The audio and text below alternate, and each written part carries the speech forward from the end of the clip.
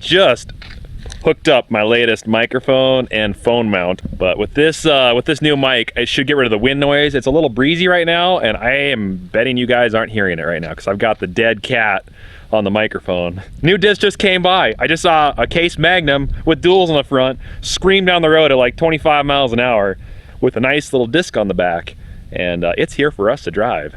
So I'm gonna go drive that thing, and I think you guys probably wouldn't mind coming along for a ride. I need my drone. I'm gonna take that too.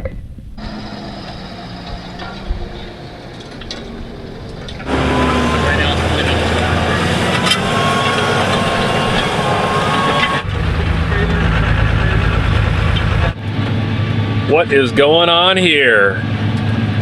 That is not our 7140. And that is definitely not our high-speed disc. Yeah, it seems to be knocking the clumps down. I mean, well, now you run the air drill through. What you guys are looking at is basically a demo. We're running this Pottinger 20-foot on this CRP ground that we've already ripped a few times. It's still really rough. It's rough. And this tractor's got duals on it, and this tractor's pretty rough. But it is doing an excellent job making a nice, smooth seed bed. Well, after spending about an hour and a half, 2 hours in that CRP ground that we plowed, the one I sprayed that I said was really rough, if you guys saw that video, yeah, it's just so rough. I just don't want to do it to this tractor. I don't want to put this tractor through that kind of abuse. You know, we got to plow it with a plow again. With this disc, you need to go a good 8 to 11 miles an hour, and that's just too much for this tractor to be beaten through there. So I decided instead what I'm gonna do is I'm gonna run around and use this disc while we've got it on the farm to pick up these sprayer tracks. Basically, when we were spraying the spring when there was water everywhere and it was really muddy, I made some pretty big tracks with the Brute. So I'm using this thing to clean up those tracks. It's perfect for that because it's 20 feet, it's not too wide. I can hit those tire tracks, clean them up the field to seed spring wheat on them. So just cleaning up ruts basically at this point, which is great. This is a sweet little disc to do that with. I wish the disc were the 32-foot version. They make a 32-foot version of this disc, and that would have been a lot nicer to have been out in the field with, just because at 20 feet, it just takes a long time to get stuff done out in these fields. Our fields are just pretty big, and you know, 20 foot's a pretty small implement, but you know, you could spend a day and get a couple fields done here and there. But for what I'm doing here, this is perfect. There's leg arms. Watch it in action. Now this 340, I think it's a 2011. It's a 280, 290 horsepower, somewhere in that area. It's a pretty good sized tractor. It's a lot bigger than our Magnums. It's got a huge 3-point hitch on the back. And this Pottinger Terradisc 6001 is what it is. 6001, 6001. I'm gonna fire him. I'm gonna fire him tonight. I'm not putting up with this. Anyways, where was I? Yeah, pretty amazing. Actually, Leg Arms was looking for a spot for me to go ahead and disc because we're gonna go ahead and hit all the areas that we got bud stuck, tire tracks when it was muddy and everything. And he found one spot we got the 5 1/4 stuck pretty bad. So I'm gonna go run over that right now. Now I'm learning this tractor. This is new to me. It's my first time in this series of Magnums. So I'm guessing how this works. I press the clutch in. This is my shifter. Put her up into forward drive. I'm in 7th gear, which is right here. Float the clutch out. My throttle is in this joystick right here. Shifting is up here. It's a power shift, which is, I guess, very standard today. I got the disc out of the ground at the moment. Let's go ahead and throttle her up here. The sun is low. This time of the year, the sun just gets really low and it shines and blinds everybody. So there's a spot right there. Leg Arms is sitting right next to it. I'm gonna just go ahead and kick this up a gear. We're just gonna cruise through this thing. Set her in the ground.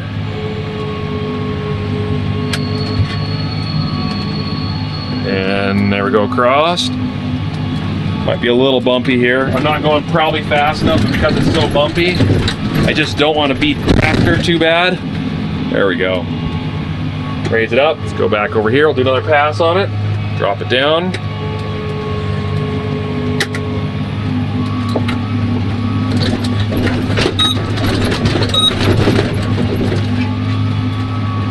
There we go. There's some Apache tire tracks I'm catching right now. I drove the Apache through here earlier and left some pretty good ruts. So that's cleaning that up real nice. Going about 8 miles an hour right now. They say that's about the minimum speed to get the full use out of this disc. All right, now we got those tire tracks cleaned up. I'm gonna wing this thing up, head north. Okay, let's put her in park, like that. So now the first things first, make sure it's out of the ground all the way. There we go.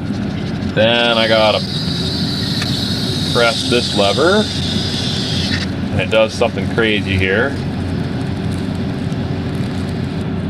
That's pretty cool how it works. This only takes like a minute to do this. So it's gonna drop that whole arm down with the axle, picks the whole unit up. Now I drop it down, or I wing this up like this, that's right. All of my hydraulic manifolds are right here. So this is number one. I noticed that left side over there wings up a lot faster than the right side. I did that earlier when we were learning how to run this thing. This thing folds into a very tight package. It's pretty amazing how narrow this unit is when it gets together. Then it latches like that. Then I drop it back down just a little bit, like so. Right there. Perfect. Okay, that's where we want it. Let's start roading this thing. We'll cruise by some items over here. Let's keep bumping those gears up. There we go. There's a nice little big bud for you. There's a nice little two 2588s and only one header. That's interesting. And here's all that hopper business we're doing. Still working on that.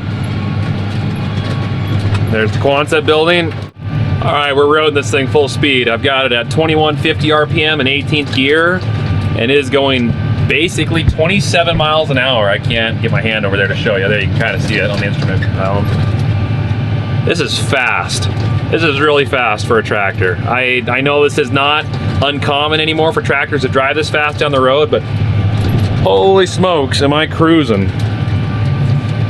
No, this is nice. You can get around the farm quick doing this. You know, this Magnum, I know I'm sure they've changed a lot of things in the newer models. This is a 2011, obviously, so that's what? That's almost 8 years old. I mean, a lot's changed since then. There are some things I really like about this tractor. There are some other things I don't like.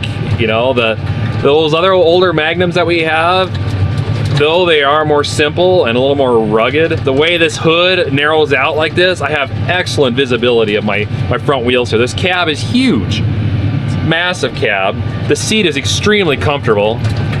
And it's got a buddy seat. Other tractors do not have buddy seats. Cup holders, other tractor does not have cup holders. Tons of compartment space. I haven't even tried the radio out. So as far as the cab goes, this thing is awesome. The seat, really comfortable, moves all over the place. Good ride. What I don't like is, look how flimsy this Pro 700 is. Let me slow down for this little bump here. Like, watch when I go through this. See that? And I understand they want it to be tied together with your seat and everything. That's the whole plan, is that way when you move up and down or forward and back, that's me getting off the seat actually. Hear that?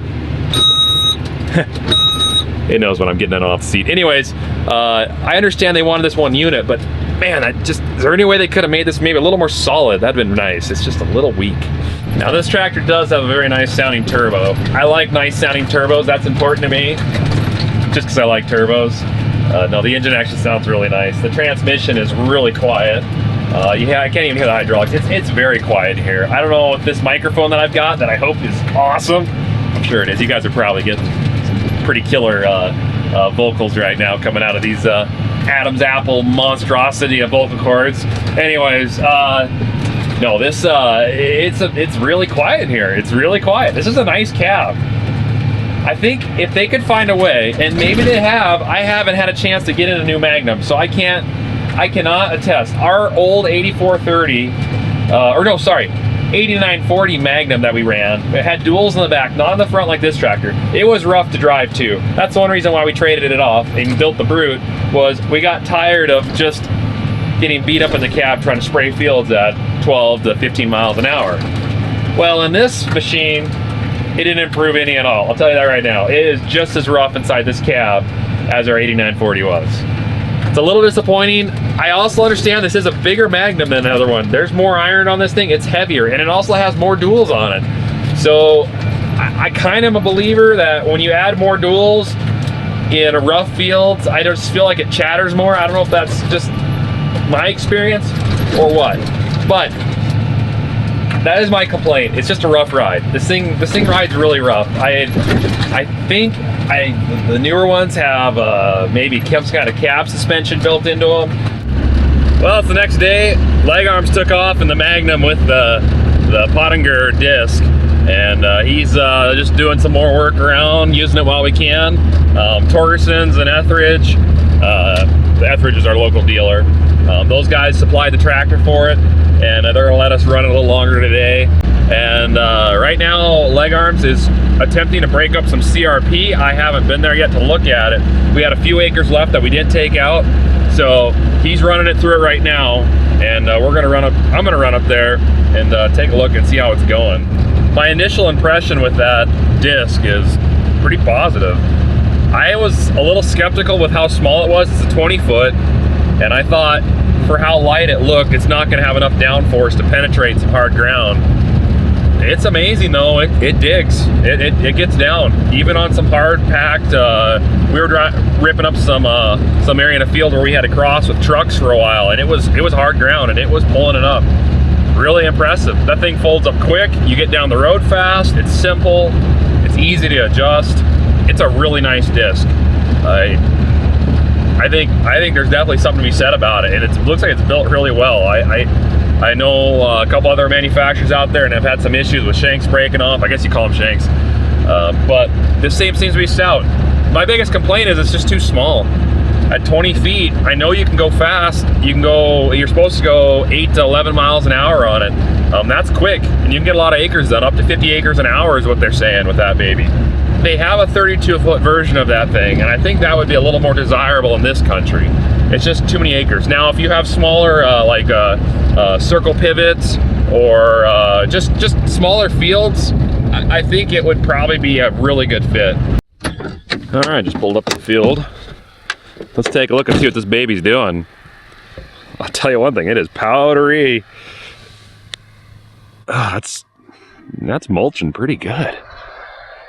I wonder how many times he's gone over this spot right here. This looks like maybe 2 passes. This looks like a 1 pass right here. And it's chopping it pretty good. There's still some sod there. It looks like maybe oh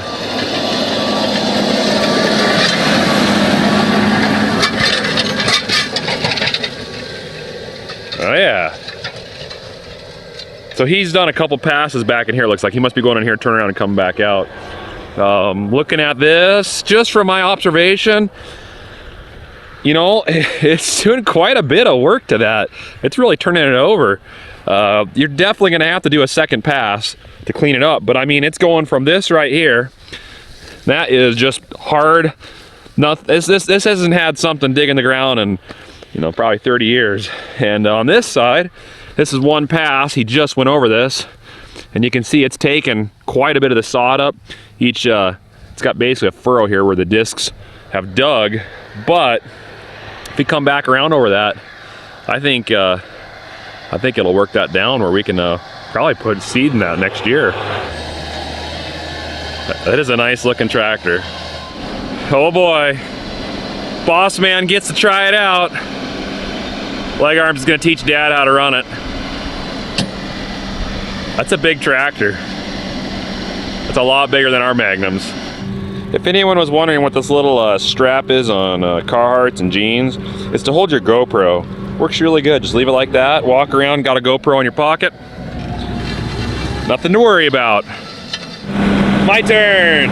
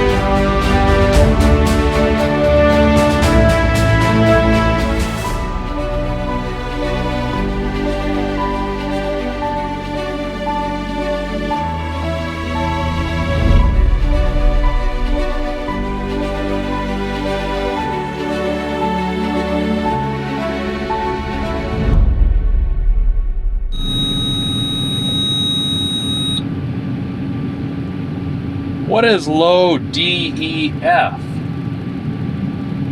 Low DEF? I have never been in a machine that said that before. All right, well, I guess I gotta go get some DEF. I better do the big one. Yeah, I better get some human def too. Only putting 2.5 gallons in it. Ah, yes, back in business. All right, so I'm plowing along, and then all of a sudden I see the grass start moving around me, and I'm like, what is going on? So I stop, and there is a black pipe, plastic pipe, in this CRP. I thought it was short. I started dragging it, it's long. So I hook it to the Fummins, I drug it away thinking I got it out of there. No, I didn't. So let's get the Fummins, let's drag this thing longer. I'm gonna see how long it is. This is ridiculous. It's a long pipe out there. I don't know who left it out here, but it is pretty long. Well, while Leg Arms is running that thing, I went ahead and looped the hose that I found. I wrapped it around, I stuffed that in part of the flatbed frame here, because that's about the only way I could hook onto it. I'm gonna drag this thing back, and then we're gonna figure out how long it is. All right, I'm on the end of it. I went ahead and enabled an app on my phone to measure the distance, and I'm gonna drive, and we're gonna see just how far this thing goes.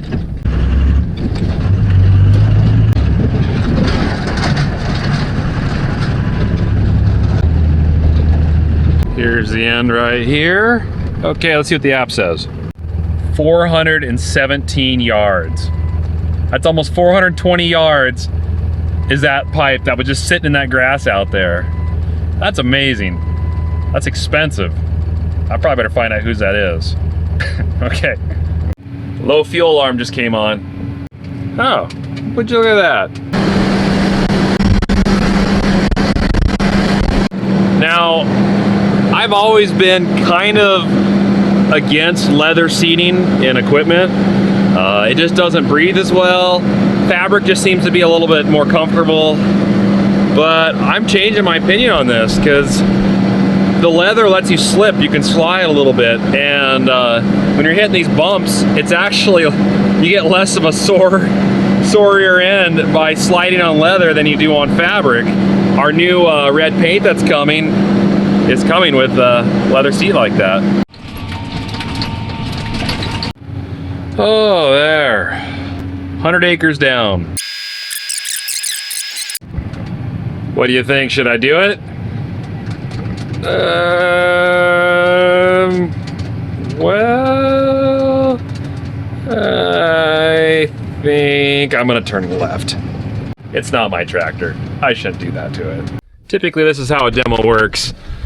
You, a local dealership, like in Mike's circumstance, this is Torgerson's from Etheridge. See the logo right here. Torgerson's is our local case dealer, and they're the ones that gave us this opportunity to run their tractor, that's their machine, with this Pottinger. And so, well, usually what happens when you do a demo is they bring it out, the time is free on the tractor.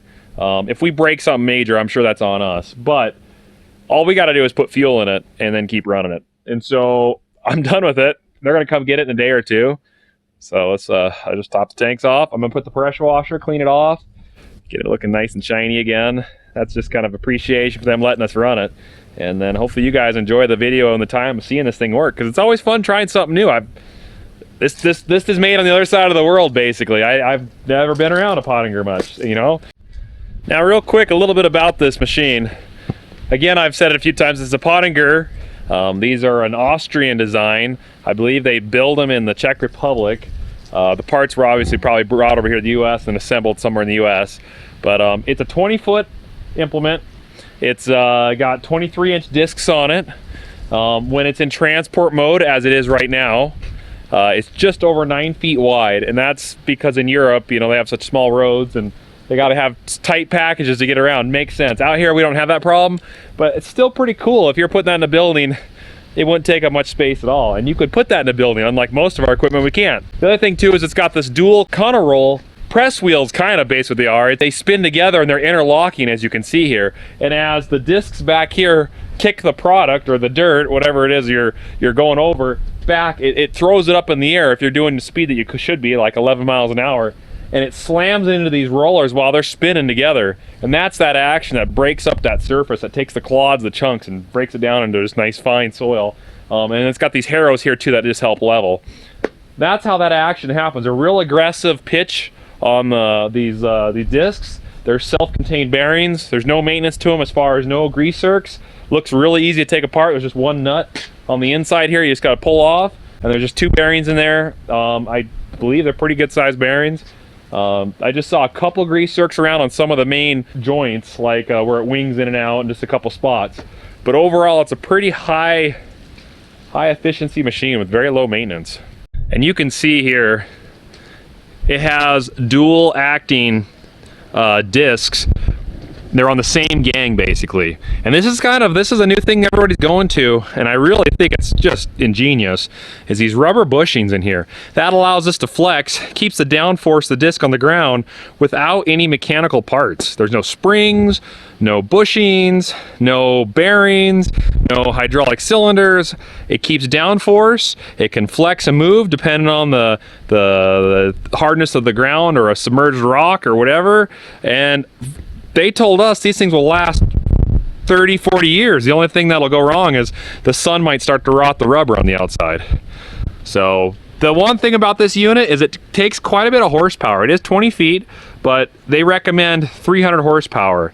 Well, this is a 340 horsepower tractor, boosts up to 380, 30,000 pounds. And even at times when I was trying to do 11 miles an hour, it would pull this tractor down. I had run full throttle, wide open, 2100 RPM, and it could bring it down to 1800 or 1700 RPM, and I'd have to downshift a gear and run around. Most of our use has been about 10 miles an hour. But when you get going that 11 mile an hour, 12 miles an hour, it just throws the product across all that. And it's amazing how it cuts really well into the soil. So. And the tractor itself, loved the tractor. That's not really why they brought it out. It was mainly for that, just to give us a trial. But Torgersons, I appreciate it for you guys letting us demo this unit. If it wasn't for you guys, this wouldn't happen. It was a fun experience running a newer Magnum. I've never ran a newer Magnum. You guys know our 7140 over there. That's a good tractor, but compared to this thing's a lot bigger. It's just a beast of a tractor, really, for being not articulating. I hope you guys enjoyed this video. This is a 2018. It's going to be in the area for a while, so I'm sure if you're close to Torgersons is the case dealer in most of Montana. I'm sure they could bring this by at some point in time, but it is available. It is fun to try out, and so if guys are looking for a speed tiller, I'm not endorsed by them. They're not paying me to do this, but I was impressed. It's a good machine. So yeah, I'd give it a try if I were you.